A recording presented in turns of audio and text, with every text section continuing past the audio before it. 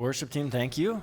We are continuing our series on mental health. So last week we did an intro week just to kind of hopefully get everybody balanced as possible. This week we have Mindelle. Mindelle, will you come up here? Mindelle is our former women's ministry director. Mindelle, when she resigned from women's ministry director, it was because, I believe, because you were in school and working on internship, and life was getting a little bit crazy, and so it was like, I think I need to focus on this. That's correct. So that's what you've been doing now for the last year and a half? I finished my internship. Yep, But okay. yes, my internship was a year long at a faith-based clinic, and they did hire me. Yay. And so now that's what I'm currently doing. So I finished the counseling program, but I'm at Phoenix Seminary, and so I'm finishing up the theology integration part. So I'm just finished. Yesterday I worked on my theology thesis paper on the person of Christ. Yes. Yeah. So you ask me later about the nature of Christ. That's a really good one. That's easy, right? So one of the reasons I asked the counselors for me to come and interview them is because I'm trying to get some practical help with this. So all the time, the counselors are in their offices working practically with people who have mental health struggles. And so I asked them to come in, and really the goal is for me to ask them questions about practically how do they help people work through these things. So I also asked them, what is it that you most often see in your practice, so that we can, so that the ladies have a good idea of this is what I see all the time, and this is what I help people work through all the time. And so I kind of just let them pick what topic would be most comfortable to them. And so when we talked before, you talked about lots of the people that you coming in seeing, working with ministry people who have been in ministry, or ministry leaders, or people who are wives of people who have been in ministry. And so spiritual abuse comes up regularly. So tell me, what sort of things would characterize spiritual abuse that you see with or that you hear in your practice? Okay. So spiritual abuse, also called religious abuse, covers every denomination, but also covers all different religions. There's not a single religion. It's not just a Christian thing. It also happens in Islam. It happens in the Mormon faith. It happens everywhere. Also spiritualism, the New Age, other cults, other things. So in my practice, it is faith-based, but I do probably 50-50, Christian and non-Christian, as they are dealing with this particular issue. So you were asking what constitutes spiritual abuse? Yeah. So spiritual abuse is always co-occurring with every other form of abuse. And usually spiritual abuse is used as a justification for verbal abuse or psychological abuse, neglect. Any type of abuse usually will have some kind of, it's a sub, that's what an abuse is. It is a way to dehumanize, to manipulate, to control. It is to shame you. It is designed to use your personal belief system, whatever that might be, to shame you and to get them. So the abuser usually wants to control you and make you dependent on them. And so that would be, you want some examples No, of that? that's good. We'll get there. Okay. So as far as the church is concerned, so this is a difficult, maybe it's not so difficult, maybe biblically it's not difficult, but what's the difference between what you call church hurt and spiritual abuse? Can you put those in two separate categories for us? You're asking a really easy question. It gets really complicated very quickly. Spiritual abuse is usually involving a sense of manipulation or control. Church hurt could be just someone getting their feelings hurt, getting disappointed. Spiritual abuse is it's not necessarily always hierarchy. A lot of people will assume, it's the patriarchy. But there is also many of my clients that I see there are moms, dads, grandmas, aunts, uncles, and stuff that can also do spiritual abuse. Pastors or spiritual leaders are usually accused, oh, they're a false teacher or they're spiritual abuse. But on the flip side, the congregation can also give spiritual abuse to pastors or pastors' wives or children. Basically, it's any type of you're trying to control someone and you're being unkind. So there are so many. This is a really hard topic to talk about. Abuse will usually cause trauma, and usually your body will react to that type of that trauma as well.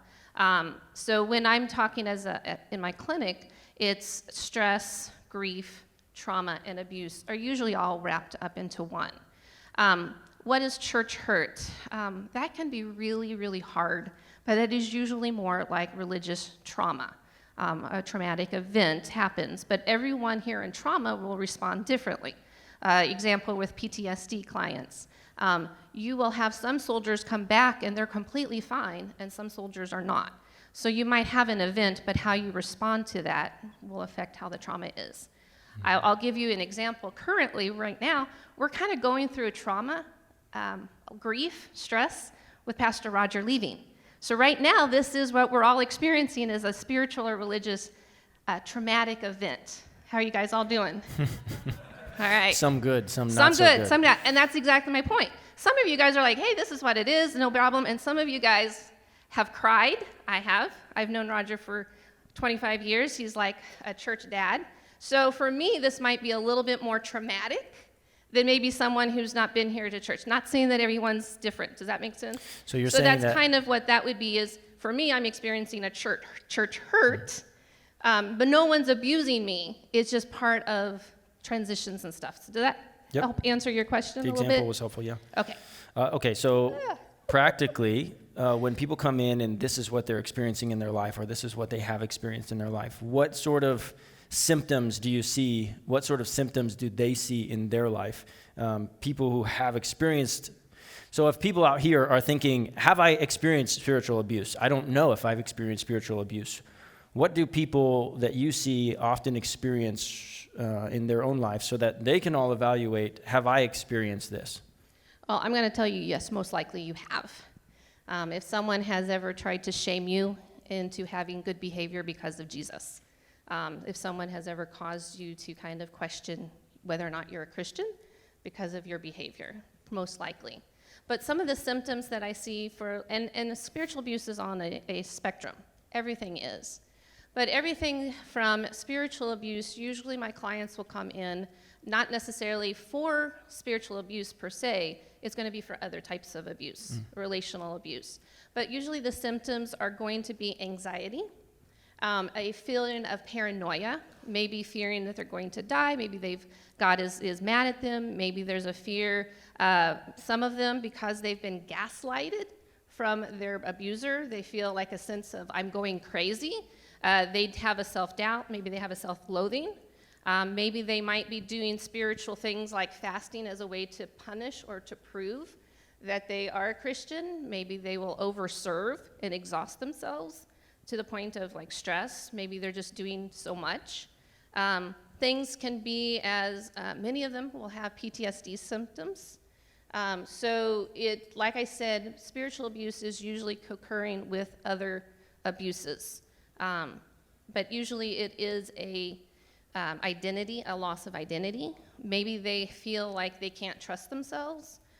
Maybe they are just so full of self-condemnation.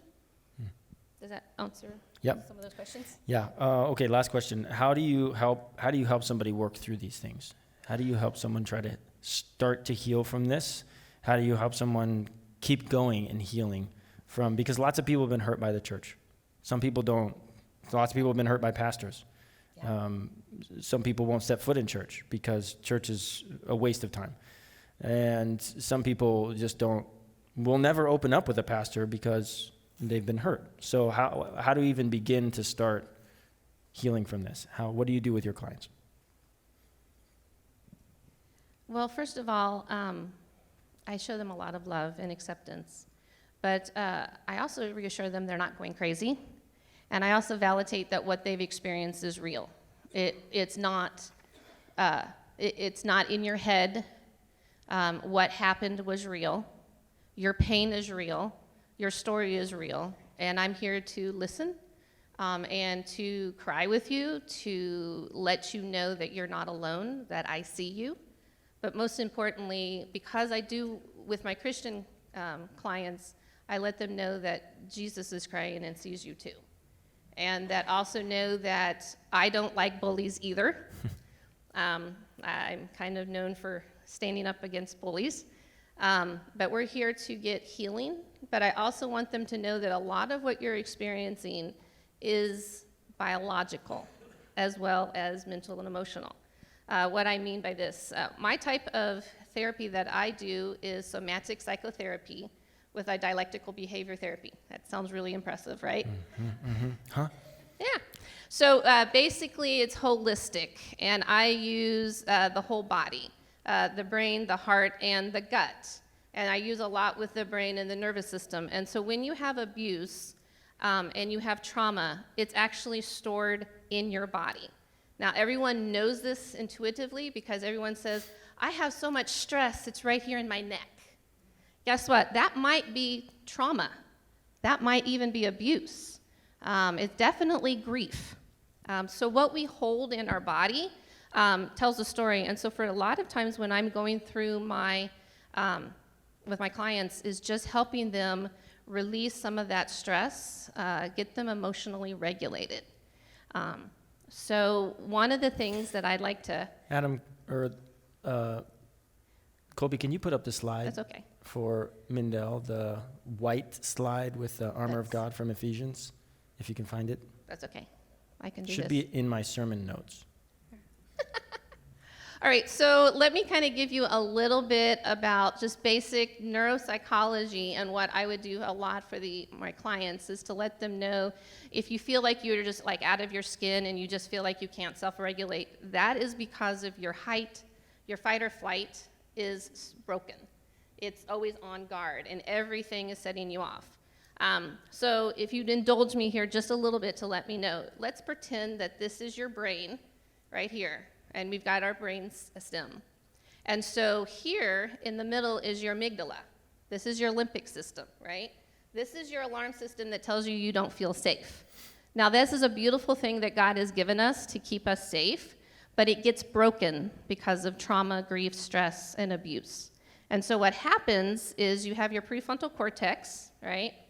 And then when you have something trigger you, you do what's called flip the lid. Now your limbic system, you like that one? Flip the lid. Something happens in your limbic system. Now think about it, if you've ever had a puppy, this is your puppy brain. If they get scared, if they are upset, what does a puppy do? They might bark at you. They might run away. Can you think clearly when you are in puppy brain? No. So one of the things that I do is we do a lot of breathing exercises and stuff to help bring that prefrontal cortex back online.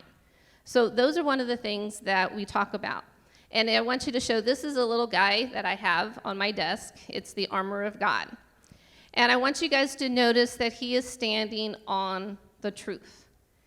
Now, a lot of times when you deal with spiritual abuse, you're dealing with a whole complicated set of lies that your abuser may or may not have given to you. And so one of the things that I do walk through is helping them actually look at the scripture clearly. One of the things that a lot of people who've experienced abuse did not realize that they could read the Bible for themselves. Maybe they didn't realize that they could ask questions. Maybe they thought, well, maybe I can't possibly learn the Bible because spiritual abusers will probably tell you, well, I'm the one who can tell you what this really truly means. And so one of the things I do talk with them is equipping them on how to ask the right questions. I do a little bit of actually apologetics with them on helping them ask questions. I definitely talk a lot about the armor of God. And one of the things, if we notice, is he's standing on a truth, and your feet are covered with the sandals of peace. How many of you guys have ever felt, I don't have any peace inside? Right? Isn't it interesting that when Jesus washed the disciples' feet, those feet are like they got dirty from the world. and they needed to be washed. And we need to wash our feet every day with the Word of God so that we can hold on to our peace. One of the things also I talk about is the gut. If you guys have gut problems, it's probably because of stress or anxiety. So we talk a lot about water, making sure that you're sleeping right. Some of those basic health things that you know you should do, but the doctor tells you to, but you don't. It actually will help you with your mental health. It's really hard for someone to manipulate and control you if you have a good night's sleep. There is a reason why sleep deprivation is used in psychological and tortures and stuff like that. So some of it is just a lot of what I do is just being a mom and doing, I'm telling you. So, but one of the things that we talk a lot about is you have the your gut, right? People who have been abused, they don't trust that. And they have, that's your faith. And you're looking at what do you really truly believe. I had one client and stuff, she was so controlled by her husband and that she did not even know if she liked eggs or not. You know, she didn't know if she liked certain things because she was so controlling. And he said, well, God is the one, I'm supposed to be your spiritual leader. So he dictated everything in her life. So those are the simple things of making simple choices for yourself. Now, I'm going to bring up, it's not just men, it's also women who can also do spiritual abuse. I do marriage counseling as well. And they will come in and the husband says, I need you to make her submissive. And the wife will say, I need you to make him a godly leader. That right there is spiritual abuse, and that's shaming. I've had wives say, well, I would submit if you would be better, if you were more godly like the pastor, or if the pastor said this or this, right? So a wife can be abusive, a mother can be abusive, the husband can also be abusive. I've sat there between a huge fight with each one quoting scripture verses back at each other, trying to win the fight. Yeah, it does happen, all right? And so you're sitting there going, that's not how the Bible is supposed to be used. Did you guys know that? You're not supposed to use the Bible? We'll talk about that next week. We'll talk about that next week. Oh, okay. We'll talk about that next week. All right. You know, so one of the things that I do talk, especially with couples, is I make them memorize the fruits of the Spirit. Self-control and kindness goes a long way. Self-control and kindness to your pastor, that goes a long way. Self-control and kindness, right, to one another. I'll just tell you a lot. I do have clients that have been not necessarily particularly abused by someone, but there is a movement that some of us grew up in called the purity culture. Are you guys familiar with that? Well, that was damaging to both men and women. One, it made women feel responsible for a man sin, for lusting and stuff. If I was wearing the right clothes. Basically, the church movement, not specific one person, was saying, women, you are responsible for whether or not a man sins. You are a temptress just for being a woman. It's not what the movement meant. It just is what some of the messages got. And I deal with a lot of women who feel that shame just for being a woman because they feel that they are an object. The church didn't mean this. Like I said, sometimes a pastor is not necessarily a false prophet or trying to be mean. People just misunderstood, right? And so the other side is, well, how does that affect the men? Well, this made the men feel hopeless, powerless. You're just an animal, and you have that you can't help it, or you're not manly if you don't struggle. So these are the things that is not necessarily something, but it was a movement that still to this day people struggle with. Like I said, this is a really big topic. It is for everybody else too. So it's something that, so you're asking, what do I do? Well, a lot of counseling is customized. I have to do it because I'm not just dealing with spiritual abuse, I'm dealing with so many other issues of abuse. Now, when I talk about religious abuse, I have a young man and stuff who he was on the reservation and he did give me permission to share this because he wants to share his story. He was taken and he was to Catholic boarding school, and he was beaten by both the priest and the nuns. But then he'd come home, and then his mom and grandma and aunties would try to control him because they would curse him with evil spirits. So he had a lot of problems with sleeping and nightmares.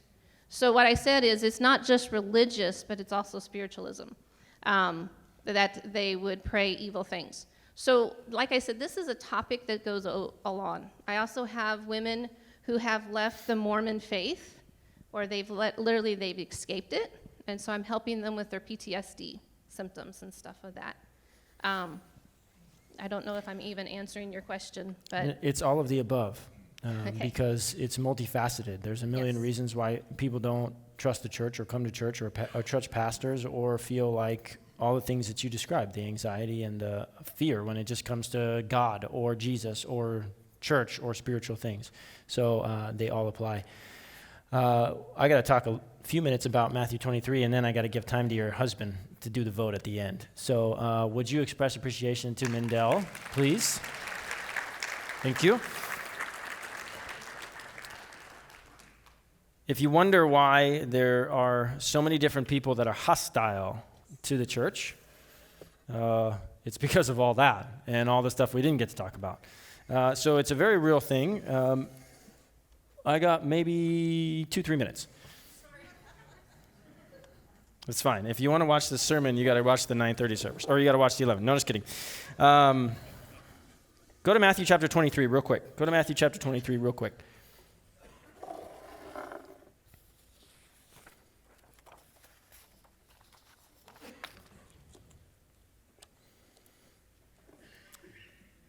There is nobody besides the spiritually abusive that Jesus was more angry with when he was on earth. So I don't know why anybody would want to be a pastor.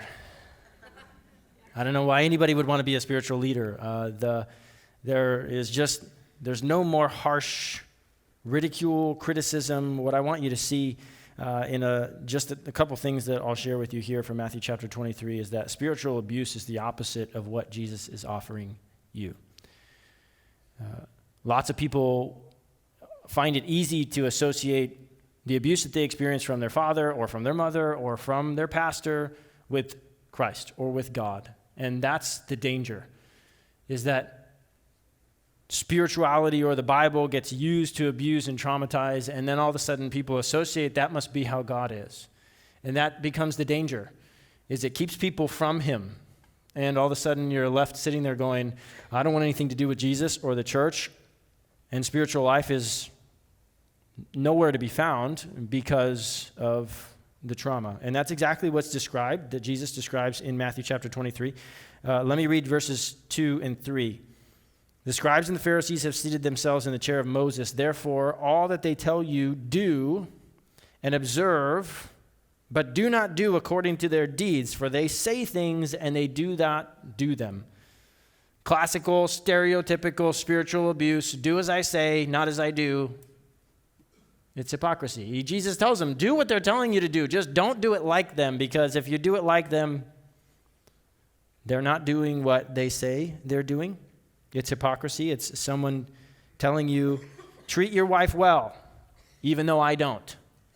Treat your husband well, right. You shouldn't be doing that, even though I don't. It's hypocrisy. People see it in the church all the time, and it's what drives people away. Go down to verse 5. We're going to skip the second section there. Go down to verse 5. This is what Mindelle was saying over and over again. The Pharisees, Jesus says, they do all their deeds to be noticed by men. They broaden their phylacteries and lengthen their tassels of their garments. That's their dress and what they wear. They love the place of honor at banquets and the chief seats in the synagogues, respectful greetings in the marketplaces. They love being called rabbi. But do not be called rabbi, for one is your teacher, and you are all brothers. Do not call anyone on earth your father, for one is your father, and he who is in heaven. He's talking to the Pharisees here. Do not be called leaders, for one is your leader, and that is Christ. And here's the real problem. with spiritual abuse that I found in almost every single case, and I say almost just because maybe there's one that's not, but I've never seen it. Verse 11, the greatest among you shall be your servant. Mindelle said this multiple times. The reason why people often spiritually abuse is because they want to be served. They don't want to serve. And it's exactly what Jesus tells the Pharisees here. They do everything to be seen, everything to be noticed. The problem is they don't want to serve. They want to be served. You serve me.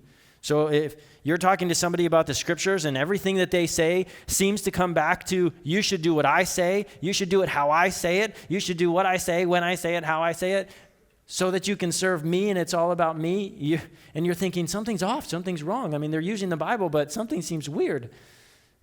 If they're using the Bible against you to get you to serve them, there's probably a problem. Because if they were using the Bible correctly, the greatest among you shall be your servant, verse 11 says.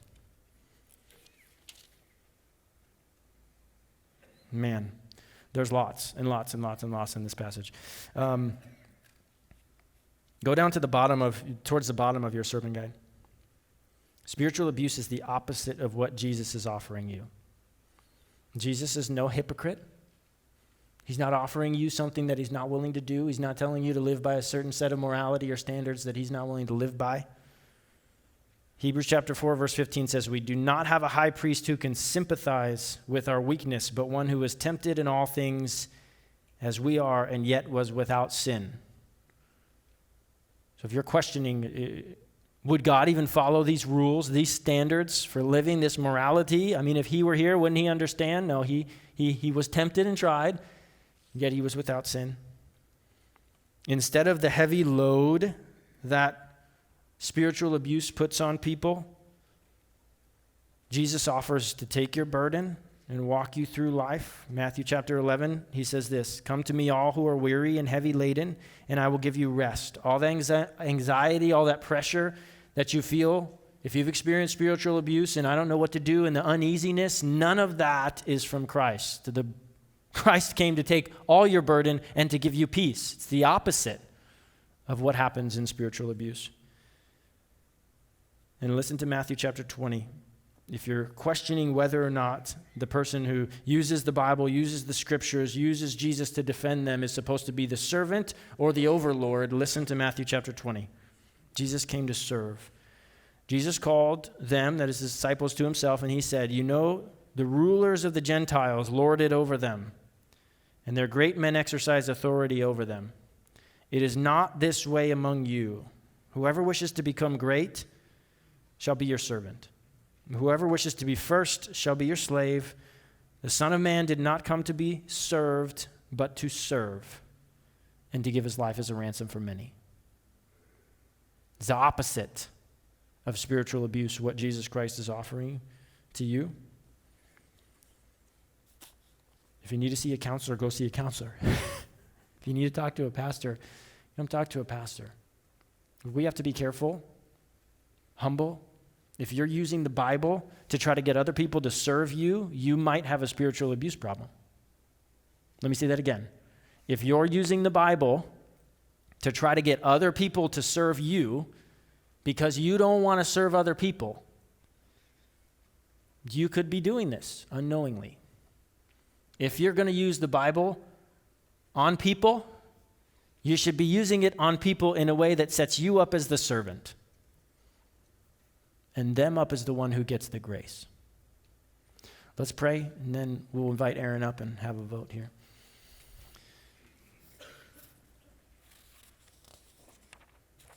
God, teach us. That's not about all the time what we want. It's about serving you, and it's about serving other people. God, don't let us take the scriptures and twist them. Don't let us place burden on other people's shoulders without being able to help them work through. We're all sinners. We all need help.